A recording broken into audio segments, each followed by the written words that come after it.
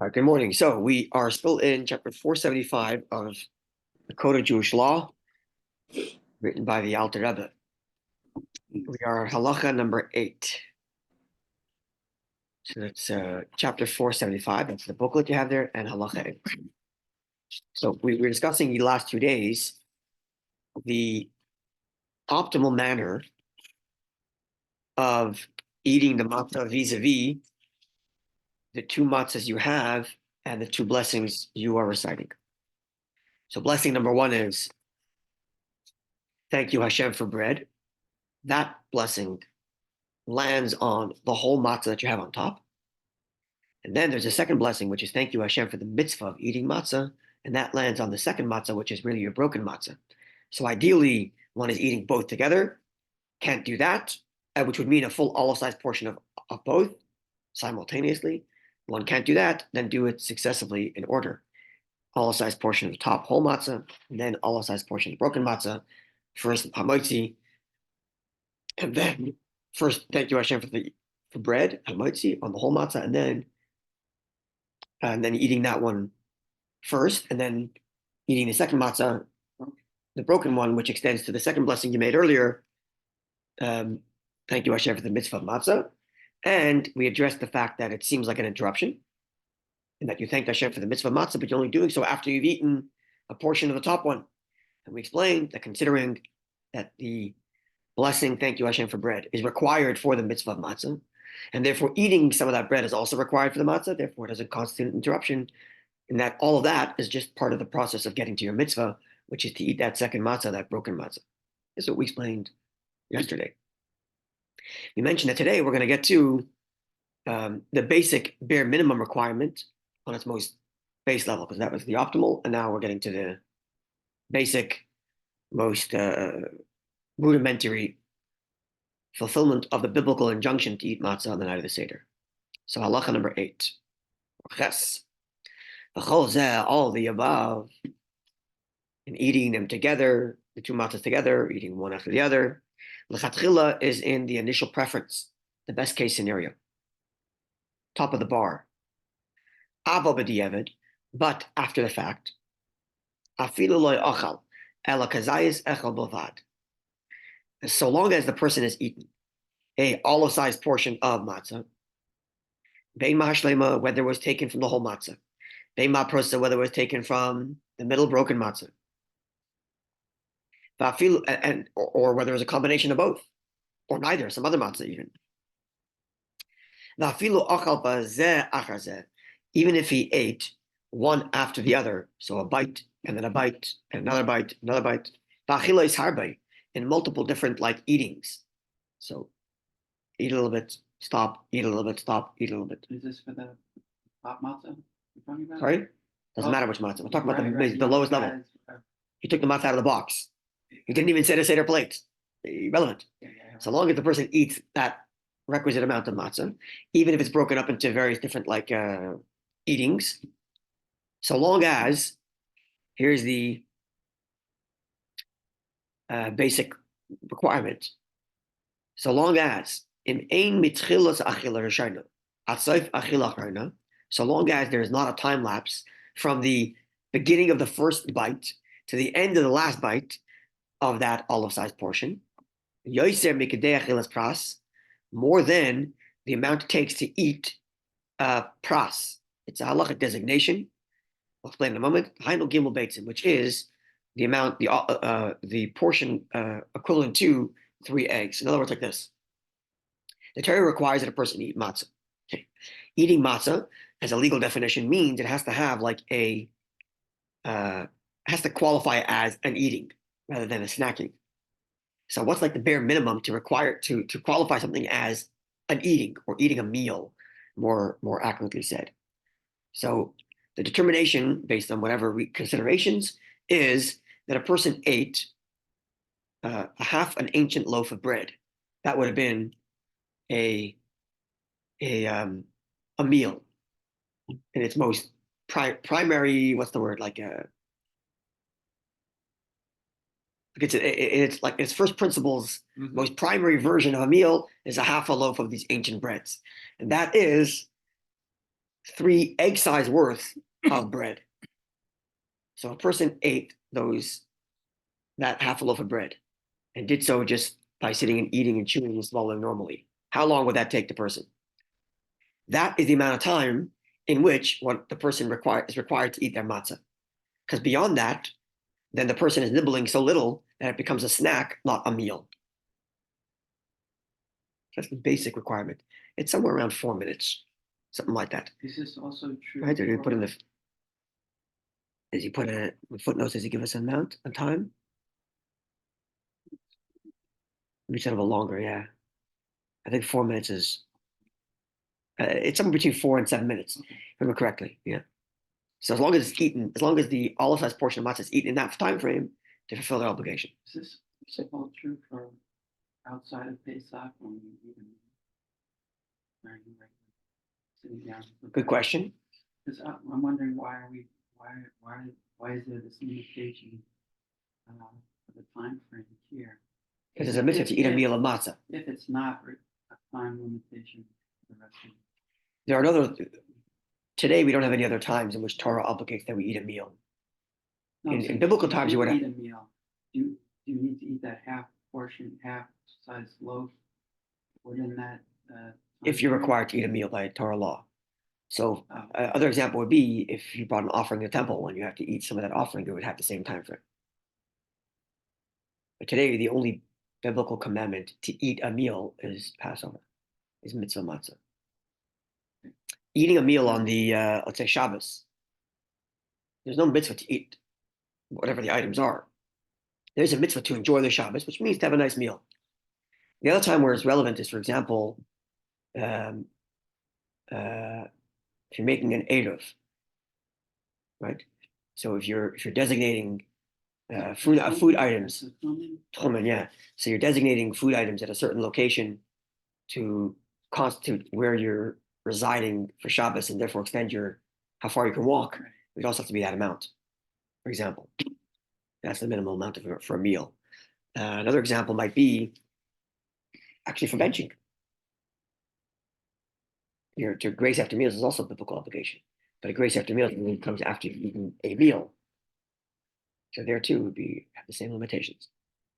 So anytime there's a biblical requirement for a meal, this is going to be it.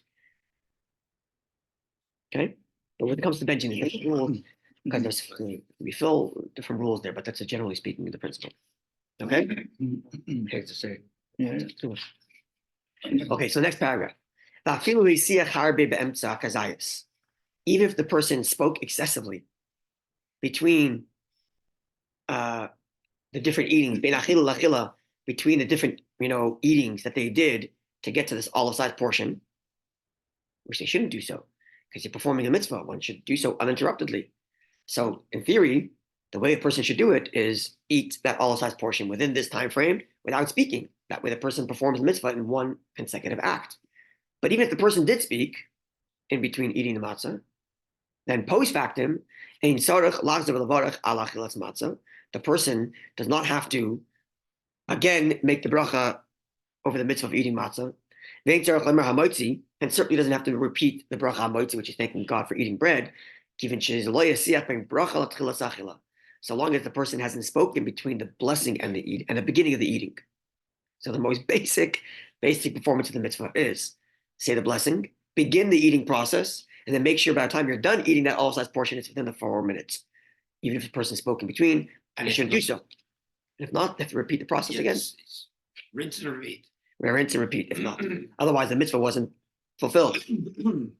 Before Pesach, I always make this point of stressing this wherever I get the opportunity, that we should understand that the eating of matzah, although it's symbolic that it reminds us of the Exodus and reminds us of the haste in which the Jews had to leave, and there's all the symbolism of the humility and the broken matzah and all that, we ought to remember that at the core, it's a mitzvah. And just like any time we do a mitzvah, we stop, pause, and think about how we're performing it, the eating of the matzah should be the same way. As often people treat it like it's a symbolism thing, so just like nibble a little bit of matzah and that's it, failing to recognize that there's a mitzvah here. And because it's a mitzvah, it has certain classifications of what to do to perform it.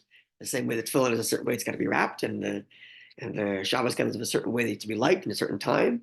Same thing is true of the mitzvah of matzah. So is it best not to talk? it's best not to talk from the beginning of the eating of the matzah to the end of the eating of the matzah, which is only a couple of minutes. Right. Not So long. do your children know not to talk to you when you're eating your matzah? I make a very big announcement. Yeah, absolutely. Yeah. Well, we're already in that Seder zone, right? So we're talking about what we have to do, and we're going through all the steps. And before the steps, I make an announcement explaining. And absolutely, yeah. Sure. The 4 minutes correspond to 4 letters of Hashem. Maybe, but on the most basic halachic level, it comes down to qualifying as a meal. Okay. Halacha tes. Number 9. כשהאוכל בתחילה כזייס של המוציא, ואחר כך הכזייס של אכילת מצה, when the person eats, in the optimal version, first the all-sized portion that's associated with the bracha moitzi, thanking God for matzah, for bread. And then he eats the second all-sized portion from the broken matzah associated with the blessing and the mitzvah of eating matzah. The person should lean to the left when eating both portions. Certainly when he's eating the broken matzah, he should lean to the left because that's the mitzvah of matzah. And tonight about freedom, the person is to lean when they perform the mitzvahs that remember the Exodus, eating of the second all-sized portion from the broken matzah. But the person should do so even when they are eating the first all-sized portion, that is the matzah that's associated with thank you Hashem for bread. That is, there's all-sized portion taken from the top matzah, the whole matzah. Why are we doing that? Yeah?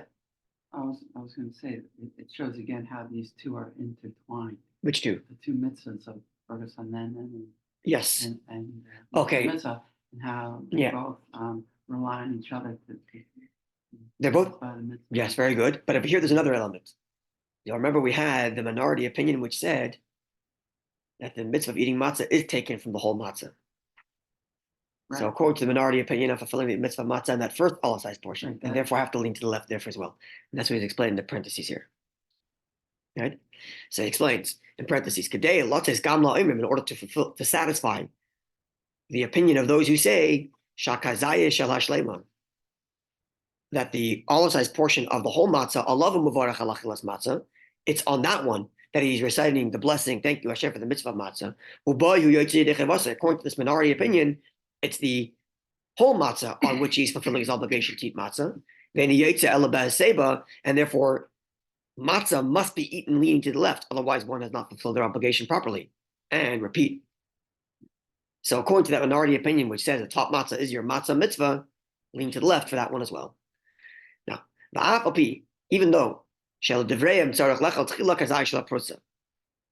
according to their opinion, in other words, in the opinion which says that the mitzvah of matzah is eat from the top matzah, then in their opinion, you should be eating the bottom matzah first. Because in their opinion, the bottom matzah, the broken matzah, in other words, this minority opinion reversed the order. We've been saying till now that the hamoitzi matzah is the whole one, and the matzah mitzvah is the bottom one. Yeah. But this opinion reverses it. Right. The bottom mitzvah, the bottom matzah is hamoitzi, is thank you for bread, and the top one is mitzvah. So you don't pass over. So according to their opinion, you're supposed to do the bottom one first. Right, because it's on top now. That's right. So he explains. Even though, according to their opinion, you're supposed to eat the broken matzah first, which is the thank you Hashem for eating bread mitzvah, matzah, according to them.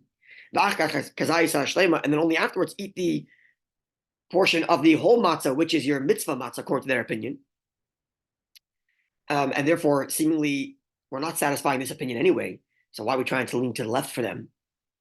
Because we're anyways out of order. You're allowed to leave voluntarily anyway. That's for sure. That's probably why you can align. Well, another reason. That's number one. And we'll sing. And moreover, leaning to the left, you always should. But the question is, if you have to. He's arguing that you have to here. So there could be an argument here. Oh, there is. I could see two old Jewish men arguing over which matzah they're going to eat first. Oh, they have. I can see that. Oh, they have. Yes. Funny. If you ever wonder where this idea of Jews arguing come from, yeah, this is where it is. Because pretty much every part of Jewish law has all of this. Oh. Okay, yes. So even though in their opinion it's the other way around, so we're not following their order. We're eating the whole matzah before the broken one, where they say should be eating the broken one before the whole one, and yet we're trying to lean to satisfy their view. Nonetheless, even in their opinion, if you ate it out of order, Ein bekach iser gomer afilu aflos b'divrayim. They're not going to say it's forbidden to eat out of order. They don't say it's forbidden to eat out of order.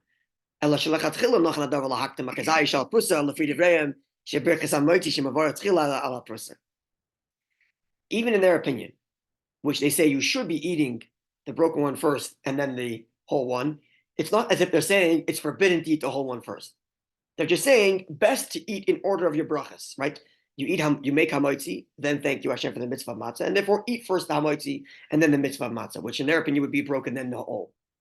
No, whole then broken. Whole, in their opinion, would be broken then whole. Oh, well, okay. Broken, Yeah, if they're right? doing that In their first, right, opinion. yeah. But when they say that, they're not saying it's forbidden to do the other way around, that you eat the whole first. They're not saying it's forbidden. They're saying you should, which means even when I eat the whole first, which I'm doing because the primary opinion is that that's the order correctly, I can still have in mind that, you know what, just in case I'm covering there too. And because just in case I'm covering their opinion too, I lean to the left. There it is. There's the logic. Right? Yeah, well, you can't satisfy all opinions. Well, he's trying to. So Simul- you cannot satisfy all opinions simultaneously, but we always try to as best we can. So least minimal. that's right. Least minimal room for error. Right. So even if there's a minority opinion, if I could satisfy, in other words, if there's a direct contradiction where you cannot satisfy both, you got to pick one or the other. Right. But where I can, we do, for the most part. And that's what he's doing here. So he's like navigating his way through to try to make it work for. So I'm doing it optimally according to the primary opinion, and I'm doing it suboptimally, but at least still satisfying the other opinion. Wait, so when he's leaning For the first matzah, the whole matzah, the first he's matzah. leaning So because he's eating the first matzah, the whole one. whole. because there's an opinion which says that that's the right mitzvah matzah. Even though that opinion says I should be eating this matzah second, but he doesn't forbid me from eating it first, and therefore I'm leaning. There it is. Yeah. Sorry. Yeah, go ahead. And you don't violate the rule of passing over. You're eating that one. You're still eating that one first, right? Yeah, you're not violating because it goes back to what he said earlier, because both mitzvahs are interlinked, even though Right, optimally you right. do one before the other, but nonetheless they still are extended of each other, and therefore flipping the order is not forbidden. Right? Yeah. Aval but ha'ikar the primary opinion is kisvara rishona, is the first and primary opinion we described earlier, which is that the blessing, thank you for bread, which he makes first, he ala shlema resides on the whole matzah on top. Therefore, which is why before he breaks off a portion of the top matzah, he puts the broken matzah under the top matzah. So that I don't pass over one mitzvah before I get to the next. Right? Because the primary opinion is to eat the top matzah first, therefore have it on top. Because otherwise I'd have to skip over the broken one to get to the bottom one. Right? This is the halachic reason why the middle matzah is broken, so that you have it stacked in order of the ones you're going to be eating, as we explained above. Therefore, unless he can do both at once, he should be eating the olive size portion from the top one. And we do not concern ourselves with the second minority opinion unless it's in such a way that it doesn't conflict with the first opinion. For example, eating the whole matzah or the portion of the whole matzah leaning to the left. That's not a contradiction to the second opinion. It's not required by the second opinion. I'm sorry, that's not a contradiction it's not a contradiction to the primary opinion. It's just not required by the primary opinion. If the primary opinion says the second matzah is the mitzvah, and that's the only time I have to lean. But no one says you're not allowed to lean when you eat the first matzah. So whenever I can satisfy the minority opinion without contradicting the majority opinion, I do so.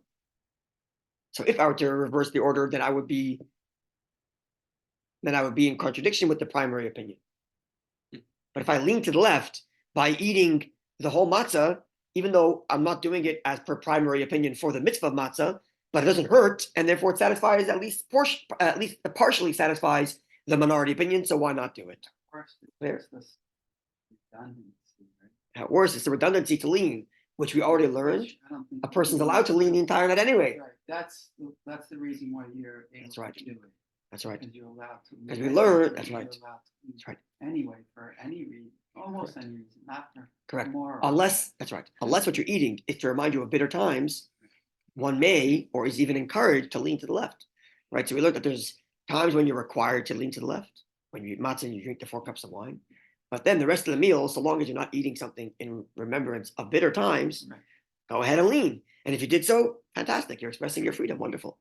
Right. The example of the guy leans to the left for a cigarette.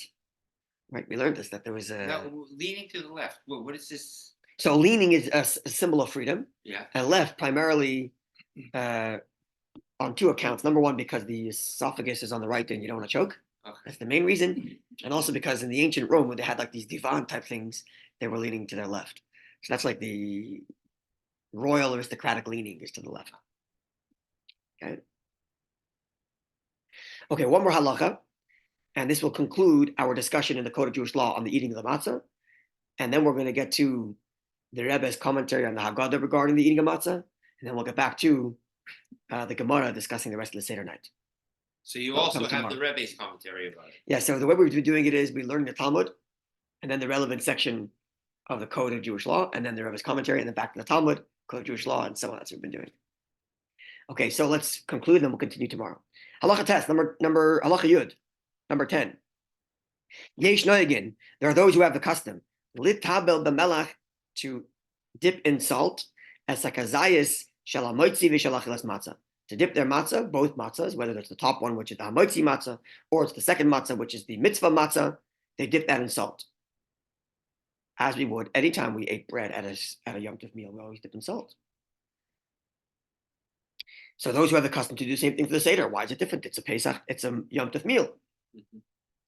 Well, Medina is elu, but our custom here is ein noyeg in kain. We don't do this. So what do the people do To dip the matzah in salt. if people who salt is not good for them? So Can actually, you get away with it? it's not like we'll see in a minute. That's not an absolute requirement, Okay. but Practically, it doesn't even sorry? stick to the- it doesn't even stick. And I was going to say that even with challah, if you dip in salt minimally and you shook it off, you would still have covered the custom. Okay. Just yeah. Now, why is that? Why don't we do this? Lefi shepas nakia ein sarach melach. Commission is bar besimin kuf samazayin, because as explained elsewhere, if you have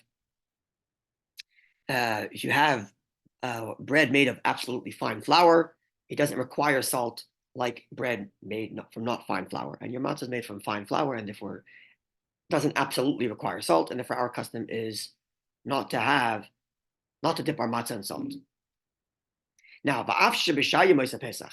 even though throughout the rest of Pesach, at your Yom Tov meal on the next day of Pesach or whatever, or even during the week, we do dip our matzah in salt, even though it is clean flour, perfect fine flour. Nonetheless, the first 2 nights of Pesach, the Seder, it's not our custom to do so. Number one, because you aren't required, because it's fine flour. Now, the fact that you're not required doesn't mean you shouldn't do it. So why don't we? Explains, because we cherish the mitzvah of matzah.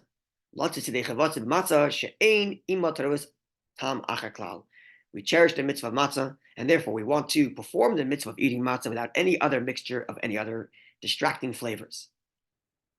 And therefore, we don't dip our matzah into salt, even though, so in other words, if it was an absolute requirement to have salt, then you have to have salt. But because it's not an absolute requirement, considering that it's fine flour, then when it's not an issue, go ahead, dip in salt, because why not? But on the Seder night, where you don't want to ruin the flavor of your mitzvah matzah with any other external flavors, our custom is not to dip in salt. But as far as the letter of the law goes, if you decide to dip your matzah into salt, it's all okay. Matzah b'mashkin, but dipping matzah into liquids, one should not do that. Motion is bar b'simin tov samach aleph, as will be explained in chapter 461. We become chametz. Sorry, It can it become could become chametz It also diminishes the flavor of the matzah. Mm. There's only one exception to this rule where one may dip matzah into water specifically, because water first doesn't ruin the flavor, it just makes it soggy.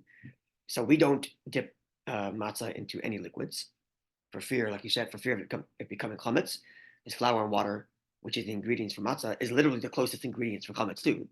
So we avoid dipping the matzah into water. There's one exception the halacha says, is if a person cannot chew matzah, it's impossible for the person to chew and swallow matzah for whatever reason, because of their dental condition, then they may dip their matzah in water to soften it so that they can more easily chew and swallow it. It's better I will on the say- wine. It's better on the wine mixed on the salad. Sorry?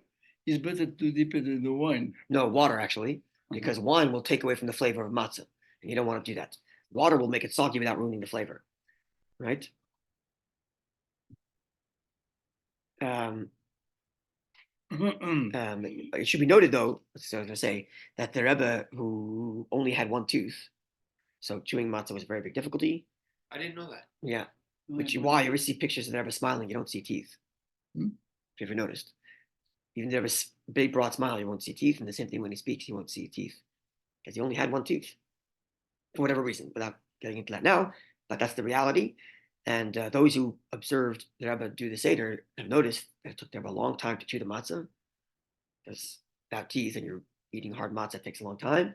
And then he would swallow the whole thing at once, as we described above, in fulfillment of that optimal version, even without teeth. And without water.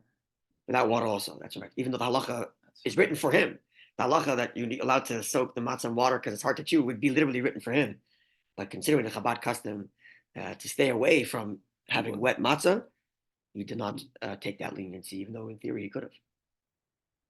Okay, so this concludes our discussion of the halacha, the code of Jewish law, about eating matzah. And God willing, tomorrow we'll look at the Rebbe's commentary on breaking the middle matzah and then eating the matzah, because that's our discussion here. And then from there, we'll get back to the Talmud, which will take us to the rest of the Seder night, which really actually goes back to the beginning of the Haggadah. We're going to get to the 4 questions. That's going to be our next subject. Thank Well, you. for the 1 and then the 4 questions. Okay, wonderful. Very Day. interesting class. Thank you. Have a great day. Feel good. You too. I didn't know about